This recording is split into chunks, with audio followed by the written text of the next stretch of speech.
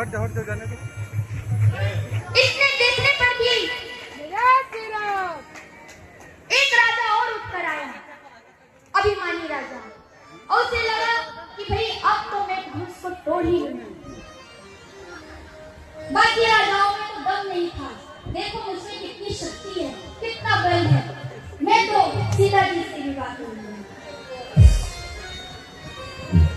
और धनुष के पास आते हैं और बड़ी गर्व के साथ, अहंकार के साथ धनुष को सोचते हैं कि मैं इसे तो तोड़ ही दूंगा, और धनुष के पास उठाने का प्रयास करते हैं, तोड़ना चाहते हैं।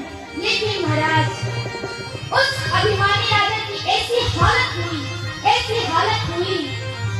पसीना पसीना हो गया, लेकिन वो धनुष को उठाना तो दूर, तीर भर हिला भी नहीं पाया।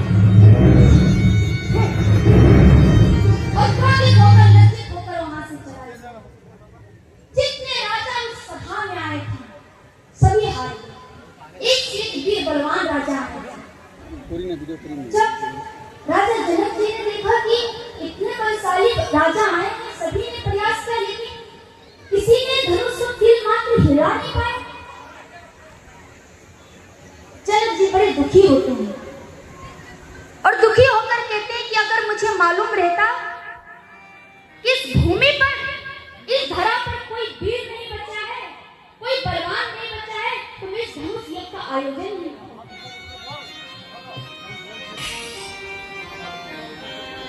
बड़े दुखी होते हैं कि हे दीप दीप के भूपति नारा, क्या तुम में से ऐसा कोई भी बलवान नहीं है जो मेरी पुत्री, मेरी बेटी से विवाह कर सके, जो उसका वरण कर सके? पता नहीं विधाता ने मेरी पुत्री के भाग में क्या लिखा। लगता है ईश्वर ने मेरी पुत्री के भाग में विवाह ही नहीं लिखा। जनक जी बड़े चिंतित होते हैं और जब कहते हैं कि इस भूमि पर क्या ऐसा कोई वीर नहीं बचा है, जब इस प्रकार से ललकारते हैं, तो सभी उस सभा में चुप थे। लेकिन उस सभा में लक्ष्मण जी भी विराजमान थे और राम जी भी। लक्ष्मण जी जब जनक जी को बात को सुनते हैं तो उठकर खड़े हो जाते हैं और क्रोधित होते हैं कि राम जी से कहते हैं कि भैया आप मुझे आज्ञा दीजिए। महाराज जनक जी आज इस सभा में ऐसी बात बोल रहे हैं, आपके रहते हुए महाराज जनक जी ये बोल रहे हैं कि धरती पर कोई वीर बलशाली नहीं है। कहते भैया आप आज्ञा दीजिए, इस धनुष की बात क्या, इस ब्रह्मांड को मैं गेट की बात भांति उठाकर फेंक दूं, एक कमल के नाल की भांति मैं टुकड़े टुकड़े कर दूं। आप भैया मुझे आज्ञा दीजिए। आपके रहते कोई इस प्रकार के शब्द बोले, कोई वाणी बोले, मुझे बर्दाश्त नहीं हो सकता। लक्ष्मण जी बड़े क्रोधित होते हैं। वास्तव में महाराज जनक जी चाहते भी हैं, उन्होंने इस प्रकार से वचन इसलिए कहे क्योंकि जनक जी जानते थे कि जब तक लक्ष्मण जी क्रोधित नहीं होंगे तब तक राम जी उठेंगे नहीं, और जब तक राम जी नहीं उठेंगे तब तक धनुष भंग होगा नहीं। तो जब लक्ष्मण जी बड़े क्रोधित हुए तो विश्वामित्र जी राम जी को आज्ञा देते हैं।